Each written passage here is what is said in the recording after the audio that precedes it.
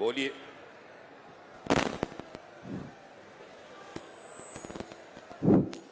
बोलिए।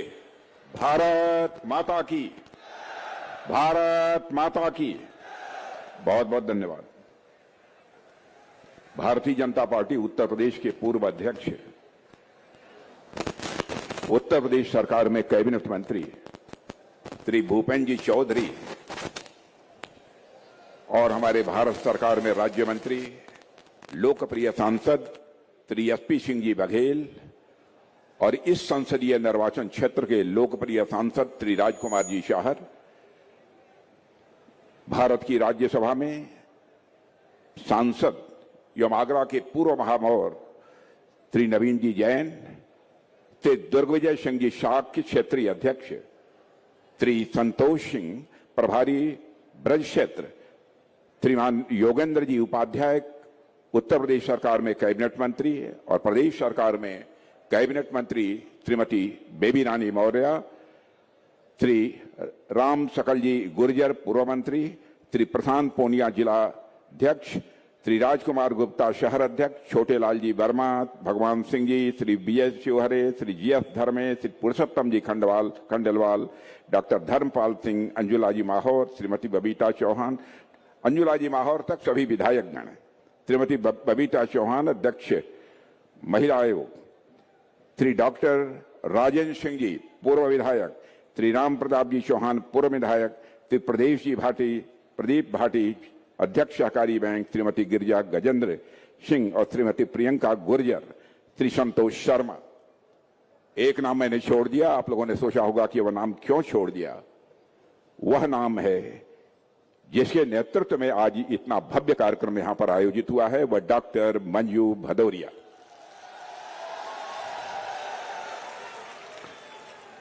सचमुच मंजू भदौरिया को पहली बार आज मुझे सुनने का अवसर मिला है और मंजू भदौरिया को सुनने के बाद मैं ये कह सकता हूं, परमात्मा में लगता है कि जन्म से ही उनके अंदर वक्तृत्व क्षमता दी है, अपनी बातों को ठीक तरीके से लोगों के सामने प्रस्तुत करने की क्षमता दी है। और बहनों भाइयों, यदि आज आपके बीच में आया हूं, लंबे अरसे के बाद आया हूं। भारत देश की राजनीति में होने के कारण स्वाभाविक रूप से देश के कोने कोने में विभिन्न कार्यक्रमों में जाना पड़ता है। इतना ही नहीं, भारत का रक्षा मंत्री होने के नाते दुनिया के दूसरे देशों में भी बराबर आना जाना पड़ता है। दिल की हसरत यही रहती है कि एक बार अपने उत्तर प्रदेश वासियों के बीच में पहुंचूं, लेकिन चाहते हुए भी जितना मैं चाहता हूं, जो हमारी चाहत रहती है, उसके अनुरूप आप लोगों के बीच मेरा आना संभव नहीं हो पाता है। और लंबे समय के बाद मैं आया हूं, लंबे समय के बाद आया हूं, फिर भी आप लोगों ने जिस तरीके से तालियां बजाकर मेरा स्वागत किया है, अभिनंदन किया है,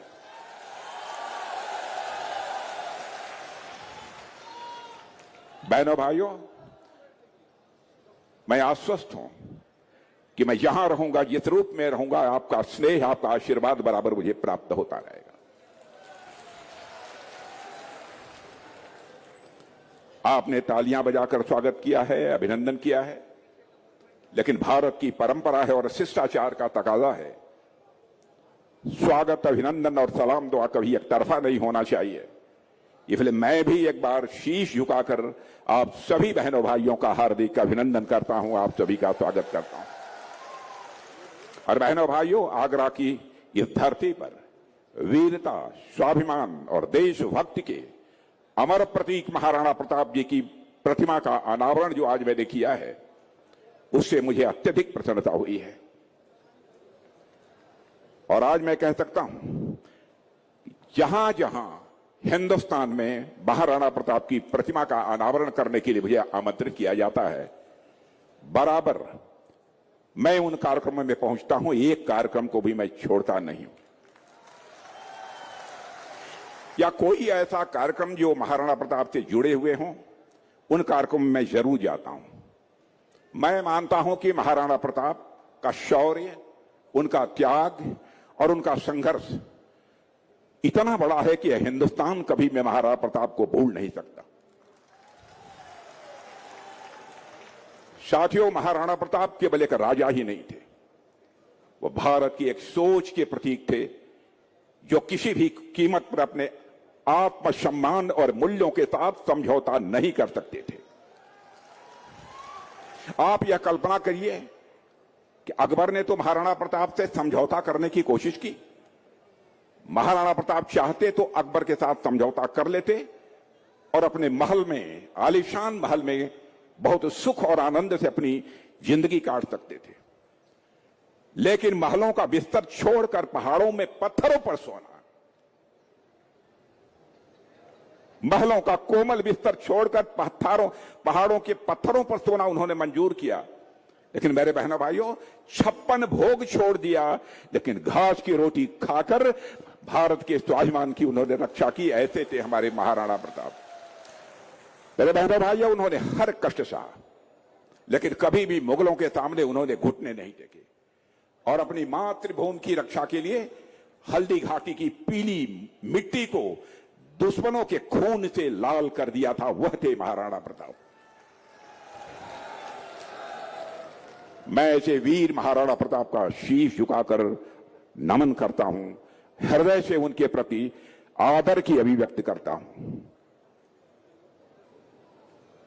बहनों भाइयों, पिछले महीने ही जयपुर में एक विशाल महाराणा प्रताप की प्रतिमा का मैंने अनावरण किया। वहां के मुख्यमंत्री श्री शर्मा जी ने, भजन लाल जी शर्मा ने मुझे आमंत्रित किया था, उसको उद्घाटन करने के लिए मैं गया था। बहुत सारी बातें उनके बारे में बोली थी, सारी बातों को यहां दोहराने का कोई औचित्य नहीं है, लेकिन मैं कहना चाहता हूं, आजादी के बाद हिंदुस्तान में बहुत सरकारें आई, बहुत सरकारें गईं, लेकिन बहुत सरकारें इसके पहले आजादी हासिल होने के बाद इस हिंदुस्तान में ऐसी थी जो बच्चों को यह पढ़ाया जाता था कि Akbar was the great, Akbar महान था। लेकिन भारत मां के सच्चे सपूत महाराणा प्रताप को वो स्थान और सम्मान जो मिलना चाहिए वह नहीं दिया गया। लेकिन महाराणा प्रताप की वीरता और उनका शौर्य, मेरे बहन भाइयों, किसी सरकार अथवा किसी इतिहासकार का मोहताज नहीं है, यह मैं डंके की चोट पर कहना चाहता हूं। अकबर भी चला गया, मुगल भी चले गए, उनके वंशजों का नामो निशान मिट गया, लेकिन आज भी हिंदुस्तान के ही नहीं बल्कि जो हिंदुस्तान के लोग दुनिया के दूसरे देशों में रहते हैं, उनके दिलों में यदि कोई जिंदा है तो हमारे महापुरुष महाराणा प्रताप जिंदा है। मेरे बहनों भाइयों, आज भी भारत की माताएं अपने बच्चों को, आज भी हमारी भारत की माताएं बहनें अपने बच्चों को महाराणा प्रताप की कहानी सुनाती हैं। महाराणा प्रताप के पूरे जीवन से मेरे बहनों भाइयों यह प्रेरणा मिलती है कि आजादी की कोई कीमत नहीं हुआ करती। देश और देश के लोगों के आत्मसम्मान से बढ़कर कुछ नहीं है। और इसी सोच के साथ हमने पिछले 12 वर्षों में भारत के गौरव को बढ़ाने के लिए प्रधानमंत्री मोदी जी के नेतृत्व में से हिंदुस्तान में काम किया है। हम लोगों की पूरी कोशिश थी कि भारत के हर नागरिक को सुरक्षा मिलनी चाहिए, भारत के हर नागरिक को सम्मान मिलना चाहिए।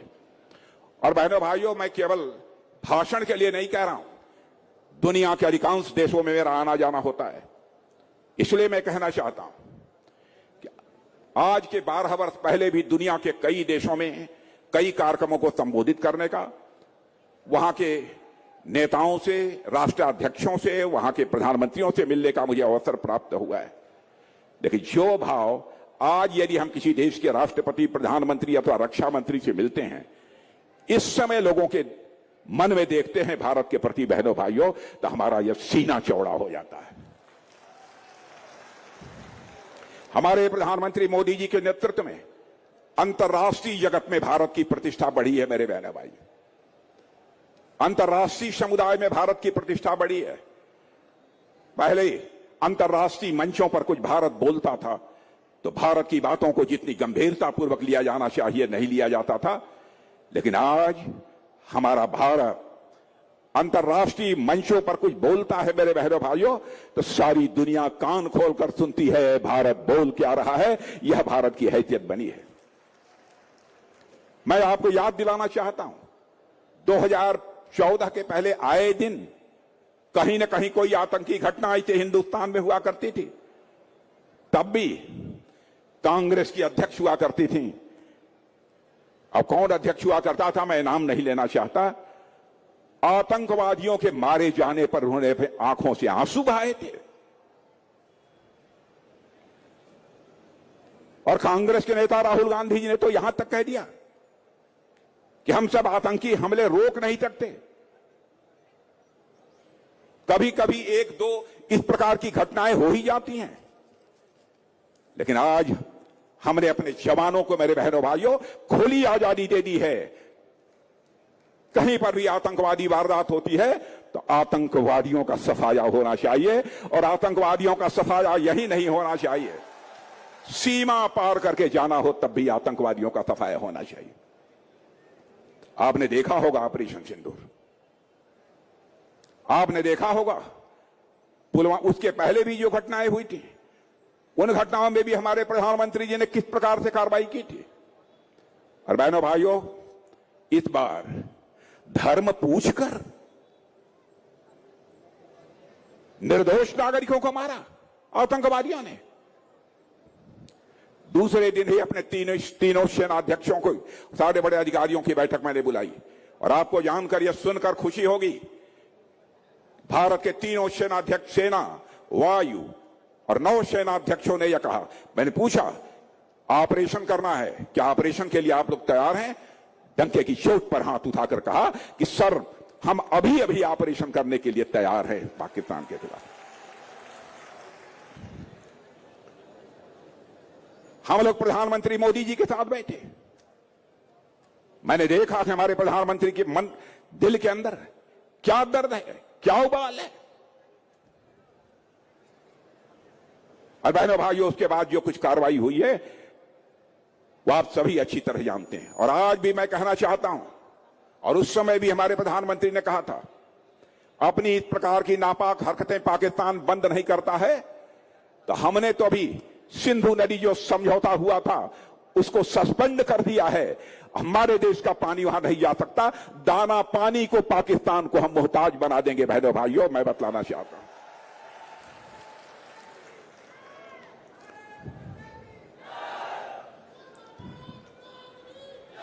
और बहनों भाइयों, मैं कहना चाहता हूं, हम लोग शांति चाहने वाले लोग हैं, लेकिन अशांति फैलाने वालों को हमेशा के लिए शांत करना भी हम जानते हैं। 12 साल पहले कोई सोच नहीं सकता था कि भारत को कभी नक्सलवाद से मुक्ति मिलेगी। कई वर्षों तक नक्सलियों का तांडव हिंदुस्तान के कोने में कहीं न कहीं चलता रहता था, खून की होली खेलते थे। हमारे पुलिस के और सुरक्षा के जवान जो खड़े हैं यहां पर हमारे सामने, सैकड़ों की संख्या में हमारे ऐसे पुलिस और सुरक्षा के जवान जो कि नक्सलवादियों के खिलाफ संघर्ष करते थे, उनके ऊपर गोलियां चलाते थे।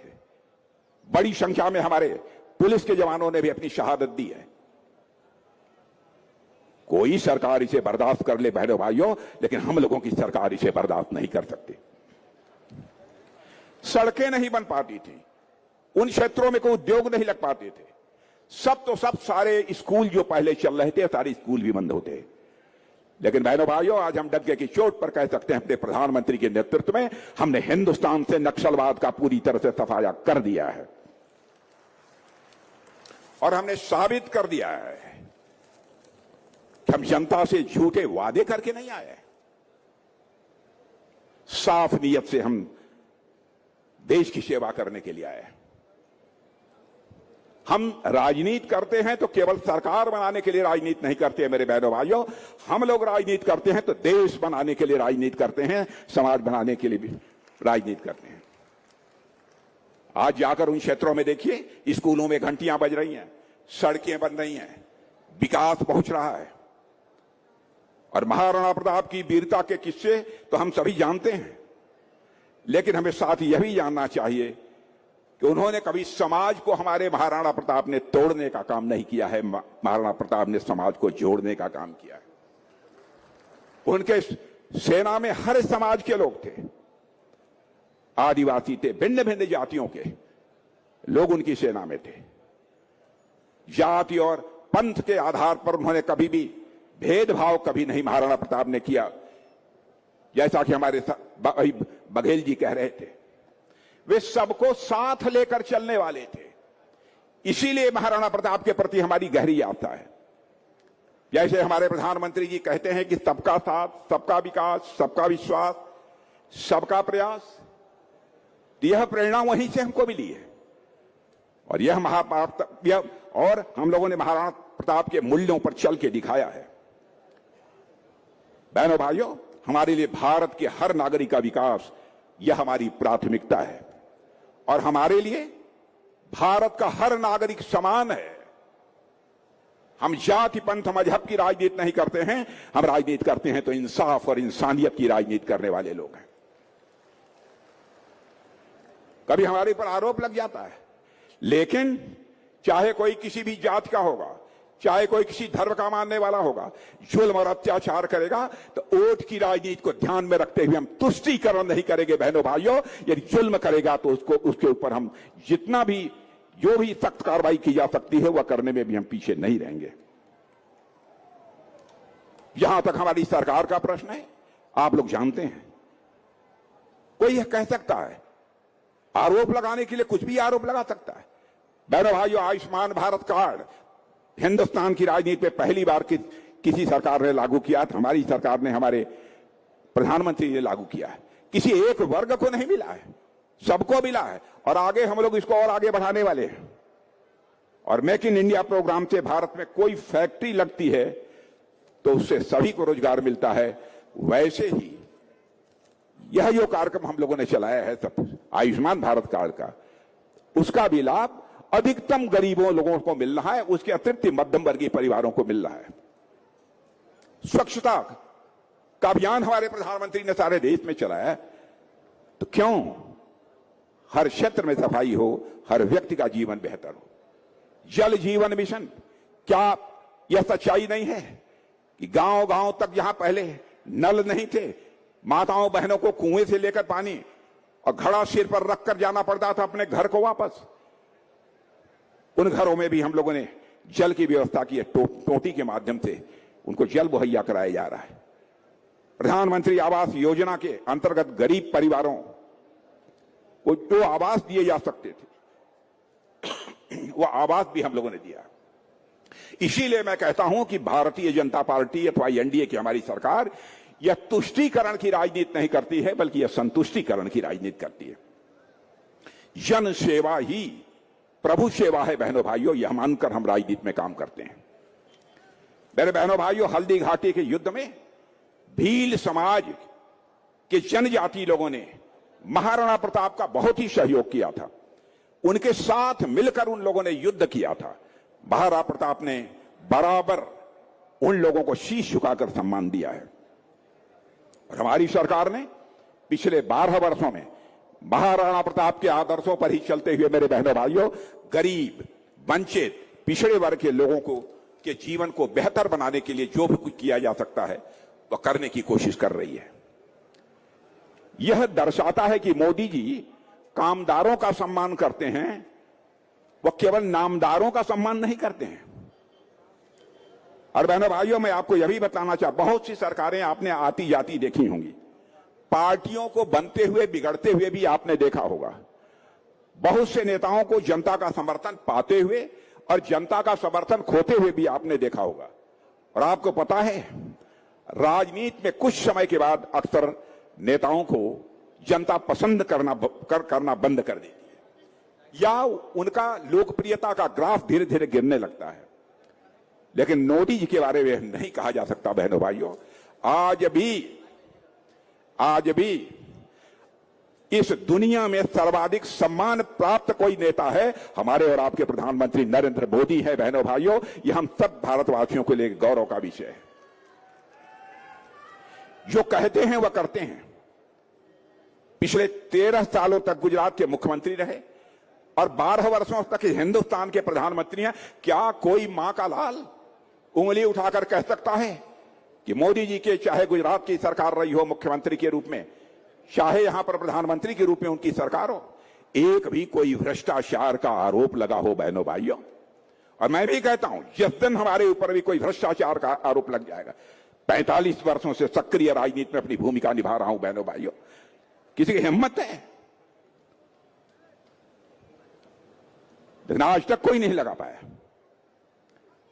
भारत देश की जनता का विश्वास हम सबको प्राप्त है और यह विश्वास हमारी सरकार के प्रति पूरी दुनिया में कायम है। और मेरे बहनों भाइयों, प्रधानमंत्री मोदी जी ने को आपको जानकारी होगी समाचार पत्रों के माध्यम से, दुनिया के 32 देशों का जो सर्वोच्च सम्मान होता है वह हमारे आपके प्रधानमंत्री मोदी जी को दुनिया के देशों ने दिया है। और मैं समझता हूं कि यह केवल मोदी जी का सम्मान नहीं है, बल्कि भारत के 140 करोड़ भारतीय जनता का यह सम्मान है।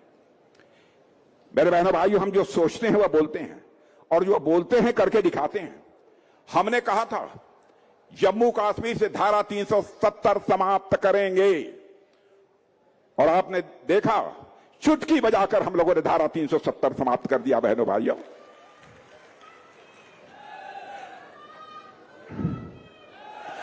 हमने कहा था रामलला हम आएंगे, रामलला हम आएंगे, अयोध्या की धरती पर ही हम मंदिर बनाएंगे। हमने करके दिखा दिया।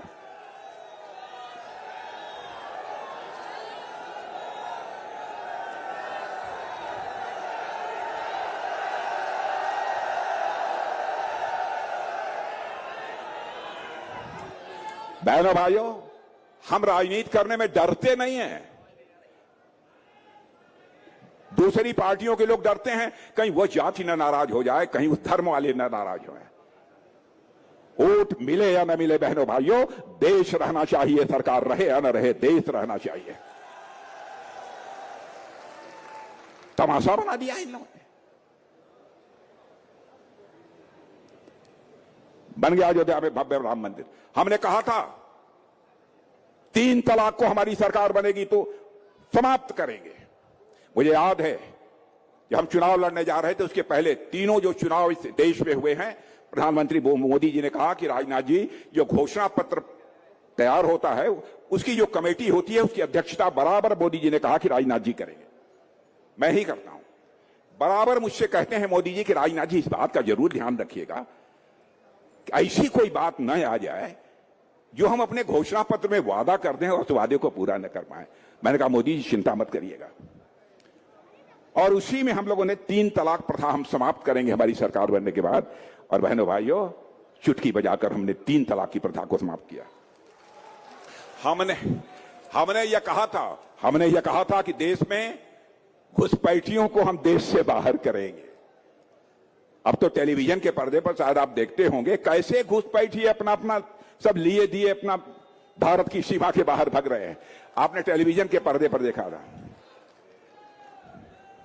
बहनों भाइयों, हमारी कथनी और करनी में कोई अंतर नहीं है।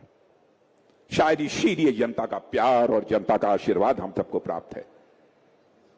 और बहनों भाइयों, मैं साफ कर देना चाहता हूं, हमारे कुर्सी से प्यार नहीं है, प्यार है तो हमारे भारत देश से प्यार है। और हमारा मानना है कुर्सी रहे या छूटे, लेकिन जनता का भरोसा किसी भी सूरत में टूटना नहीं चाहिए। यही हमारे दिल की हसरत रहती है, और इसीलिए हम देश की जनता को सर्वोपरि मानते हैं। और हमारे लिए राजनीति नहीं बल्कि राष्ट्र हित ही सबसे ऊपर है। और इतना ही नहीं, हम सिर्फ और सिर्फ भारत की आन बान और शान को बढ़ाने के लिए ही सदैव काम करने वाले लोग हैं। याद कीजिए, 2014 से पहले मेरे बहनों भाइयों, देश में एक निराशा का माहौल था। किसान बदहाल था, बहुत परेशान था। देश की जनता की आखिरी उम्मीद यदि कोई बचा था तो केवल मोदी जी बचे थे। अब किसानों के लिए क्या क्या किया है उन्होंने, बहुत सारे लोग हैं, बहुत विस्तार में जाकर इसकी मैं यहां पर चर्चा नहीं करना चाहूंगा। लेकिन इस सच्चाई को तो स्वीकार करना पड़ेगा, पहले की सरकारों से काफी बेहतर किसानों के लिए हमारी सरकार ने किया है। इस सच्चाई को तो ईमानदारी से कोई ना कोई स्वीकार करेगा। मिनिमम सपोर्ट प्राइस लगातार हम लोगों ने बढ़ाया है, उसमें सुधार किया है।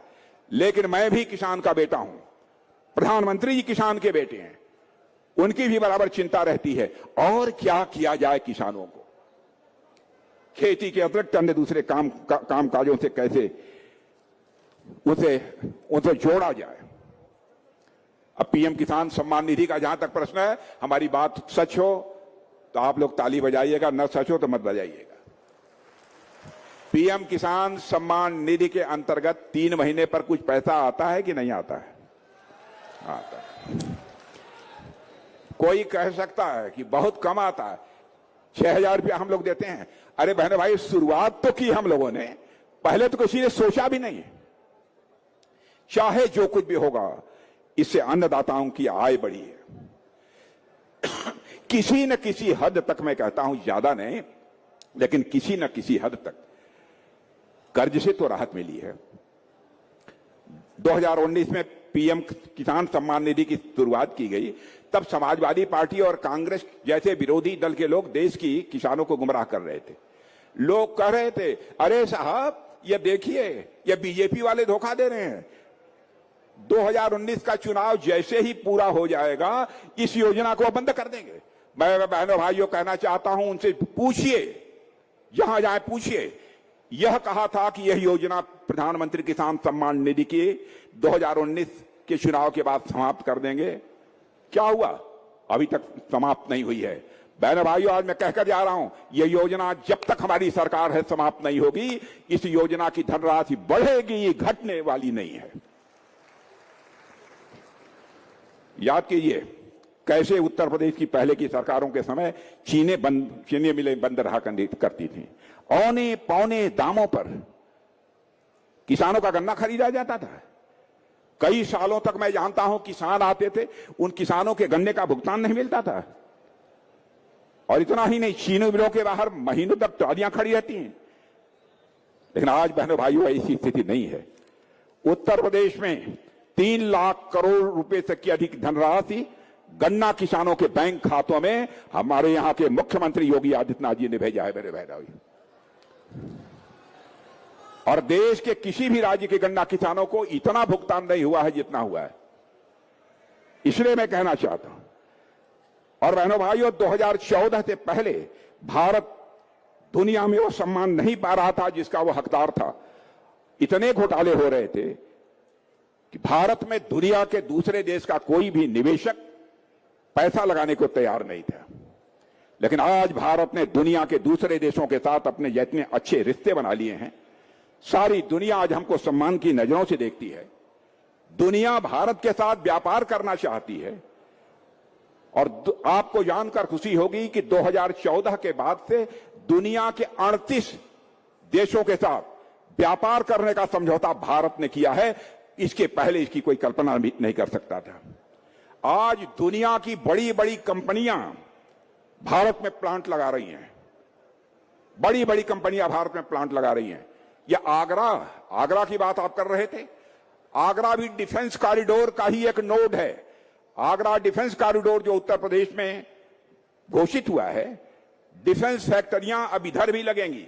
लखनऊ से लगनी शुरू हो गई हैं, चित्रकूट में लगी, कहीं न कहीं कोई न कोई इंडस्ट्री इस प्रकार की लगती चली जाएगी। अभी तो यह सिलसिला आगे बढ़ने वाला है मेरे बहनों भाइयों, समय की प्रतीक्षा कीजिए।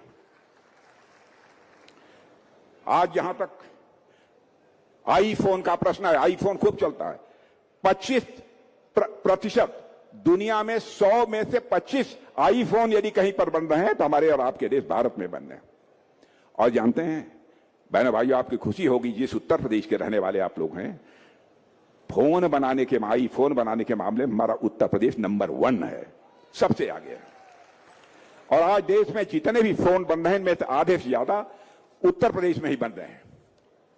मेरे बहनों भाइयों, 2014 से पहले महिलाओं की स्थिति क्या थी मुझे बताने की जरूरत नहीं है। हालात कुछ ऐसे पैदा होते थे कि उन्हें अपने मान सम्मान और स्वाभिमान के साथ क्या बताएं, माने नित्य क्रिया के लिए भी उनको बाहर जाना पड़ता था। इसकी चिंता किसने की है आजाद भारत में? पहली बार हमारी मोदी जी के नेतृत्व की सरकार ने समझी। महिलाओं के दर्द को लोगों ने नहीं समझा। और हम लोगों ने जब सरकार बनी तो 2014 से ही अपने माताओं बहनों के जीवन से जुड़ी हुई परेशानियों को समाप्त करने का संकल्प लिया। और हमने देश में 12 करोड़ से ज्यादा शौचालय बनवाए और यह सिलसिला आगे भी चलता रहेगा। कई ऐसे जल जीवन मिशन है। अब करोड़ों महिलाओं के नाम बैंक का खाता खुला है। घर में महिलाओं के नाम से खाता खुलता है तो आपको नाराजगी तो नहीं होती? किसी को नाराजगी होती है? क्यों, पीछे वाले नाराज तो नहीं होते? चलिए, बहुत अच्छा। नहीं, आप लोग जब मन होता तब पैसा निकाल करके खर्च कर देते थे, तब यह हुआ कि माताओं बहनों को दे। कम से कम वो तो नियंत्रण करेंगे। हाँ, आ रहे। नहीं, आपने ईश्वर ध्यान संज्ञान की हमारे संज्ञान में लाया है। मेरे ध्यान में आ गया। मैं योगी जी से संबंध में निश्चित रूप से बात करूंगा, गंभीरतापूर्वक बात करूंगा। बहनों भाइयों, हमने उज्ज्वला योजना की भी शुरुआत की है। करोड़ों घरों में सिलेंडर पहुंचे हैं। आयुष्मान भारत की शुरुआत की है। महिलाओं के लिए दवाई और पढ़ाई के साथ साथ कमाई का भी जरिया बढ़ाया है। देश के करीब 10 करोड़ महिलाओं को सेल्फ हेल्प ग्रुप से उनको जोड़ने का काम किया है। और आपको जानकर खुशी होगी, ऐसी माताएं बहनें जो कि 1000 पति भी नहीं थीं, 3 करोड़ माताएं बहनें हिंदुस्तान में लखपति बन गई हैं। मेरे बहने भाई, हमारी योजनाओं के माध्यम से हुआ है। ऐसी कई योजनाएं भारत सरकार ने जो प्रारंभ की हैं, उसका लाभ आज देश को मिल रहा है और आज देश की स्थिति बदल चुकी है। और मेरे बहनों भाइयों, आपको पता है, उत्तर प्रदेश का जहां तक सवाल है, यहां पर मुख्यमंत्री योगी नाथ जी जिस दमखम के साथ सरकार चला रहे हैं, बहनों भाइयों, उसकी जितनी भी सराहना की जाए वह कम है। अरे जो हो सो हो, लेकिन गुंडे बदमाशों के हौसले तो पस्त हो गए। किसी भी राज्य के विकास की पहली शर्त होती है चुस्त दुरुस्त कानून व्यवस्था, और कानून व्यवस्था ही चुस्त दुरुस्त नहीं होगी तो उस राज्य का किसी भी सूरत में विकास नहीं हो सकता। और योगी जी तो पता नहीं, अब तो सारे गुंडे बदमाशों को, लफंगों को शायद अब रात को कायदे से नींद नहीं आती होगी। मेरे बहनों, सब कुछ निर्भर करता है नेतृत्व के ऊपर। यही पुलिस थी, लेकिन नेतृत्व ऐसा था, इनके हाथ बांधे हुए थे। इनके हाथ खोल दो, देखो किस मां की लाल की हिम्मत है कि हाथ में रिवॉल्वर लेकर लहराते हुए खुली सड़कों से गुजर जाए। किसकी हिम्मत है? बहनों भाइयों, जो कुछ भी हम लोगों ने किया है, देश की जनता के हितों को ध्यान में रखकर किया है। एक सेमी कंडक्टर की आपको बात बता, चिप है। दुनिया में अधिकांश बहुत सारी चीजें चिप से चलती है। चिप आप लोगों में से सारे नौजवान बहुत अच्छी तरह जानते हैं। और भारत में जितनी आवश्यकता है, मुझे जो बतलाया गया है कि 19 अरब यानी 1900 करोड़ सेमीकंडक्टर चिप चाहिए होती है, हर साल चाहिए होती है। भारत आज तक इस चिप को दूसरे देशों से, मेरे बहनों भाइयों, खरीद रहा था। और कांग्रेस के समय भी 1960 में भी यह बात चली थी, वह नहीं कर पाए। 2005 में भी उन्होंने बात चलाई थी, नहीं कर पाए, लेकिन हमने उसको कर दिया। और लेकिन आज प्रधानमंत्री जी ने देश की जरूरतों को समझा है और उन्होंने सेमी कंडक्टर इंडस्ट्री को बढ़ावा दिया है। और बहुत से लोगों ने कहा है कि भारत के पास चिप बनाने की क्षमता नहीं है, लेकिन ऐसे लोगों के मुंह पर, मेरे बहन भाइयों, तमाचा लग गया है। और हमने पिछले साल ही देश की पहली made in India semi conductor chip बना ली है। जितना अधिकतम किया जा सकता है अल्प समय में, वो करने की हम लोगों ने कोशिश की है। और मेरे बहन भाइयों, आज दुनिया का कोई भी देश अकेले आगे बढ़ना चाहे तो नहीं बढ़ सकता है। देश की जनता का सहयोग चाहिए। आपने आशीर्वाद दिया है, आपने सहयोग दिया है, इसलिए हमारे कदम तेजी के साथ आगे बढ़ रहे हैं। और आपको जानकर खुशी होगी, लोग गरीबी की चिंता करते हैं। दुनिया के दूसरे देशों की तरफ कोई नहीं देखता। जो संसाधन है, जितना जो कुछ भी हो सकता, सब कुछ लगा रहे हैं। लेकिन आपको जानकर खुशी होगी, भारत जितनी तेजी के साथ आगे बढ़ रहा है, यह मैं नहीं कह रहा हूं, पढ़े लिखे लोगों से मैं कहूंगा कि आप भी चले जाइएगा, कहीं भी कोई डाटा उठाकर देख लीजिएगा। दुनिया में सर्वाधिक तेजी से आगे बढ़ने वाली अर्थव्यवस्था यदि किसी देश की है तो हमारे और आपके देश भारत की है, मेरे बहनों भाई। और मैं कहना चाहता हूं, बहनों भाइयों, देश ऐसे ही आगे बढ़ता जाएगा, इसको कोई रोक नहीं पाएगा। हम हर देश के हर कोने में, हर जिले में कोई न कोई एक प्रोडक्ट बनाने की तरफ फोकस कर रहे हैं। और यहां पर भी योगी जी ने बहुत अच्छा काम किया है। आगरा का पेठा है, हाथरस की हींग है, फिरोजाबाद में बनी कांच की मूर्तियां हैं, मथुरा का पेड़ा है, अलीगढ़ के ताले हैं, और ऐसे ही अन्य जिलों में कई ऐसी चीजें हैं जो वहां बनती हैं। उनकी एक अपनी विशेष पहचान है। सोचिए, आजादी के पहले किसी ने इसकी ओर ध्यान ही, आजादी के बाद किसी भी सरकार ने इस ओर ध्यान ही नहीं दिया कि यह जो प्रोडक्ट्स जो बनते हैं जिलों में, इन प्रोडक्ट्स को विदेशों में भी पहुंचाया जाना चाहिए। इसकी चिंता कभी किसी ने नहीं की। और यह चिंता यदि कोई कर रहा है तो हमारी कर रही है, हमारी सरकार कर रही है। और बहनों भाइयों, इस दृष्टि से भी मैं यहां के मुख्यमंत्री योगी जी को बधाई देना चाहता हूं। और मेरे बहनों भाइयों, पिछले 12 वर्षों में जो बदलाव आया है वह इतना बड़ा है कि मैं कई दिनों तक बात कर सकता हूं, लेकिन अगर मुझसे एक सबसे बड़ा बदलाव पूछा जाए क्या आया है, तो मैं कहूंगा जो भारत 2014 से पहले हताश था, निराश था, आज उम्मीद, ऊर्जा, हौसलों और आत्मविश्वास से भारत भरा हुआ है। तेजी से भारत विकास की ओर अपने कदम बढ़ा रहा है और भारत आत्मनिर्भर बनने की ओर भी कदम बढ़ा रहा है। और भारत में जो यह बदलाव हो रहा है, इसके पीछे यदि कुछ है तो जनता का विश्वास है, सरकार की सही नीयत है और सरकार की सही नीति है। और बहनों भाइयों, आज के अवसर पर यह ज्यादा कुछ न कहते हुए इससे मैं विशेष रूप से डॉक्टर राजेंद्र सिंह जी, जो पूर्व विधायक रहे,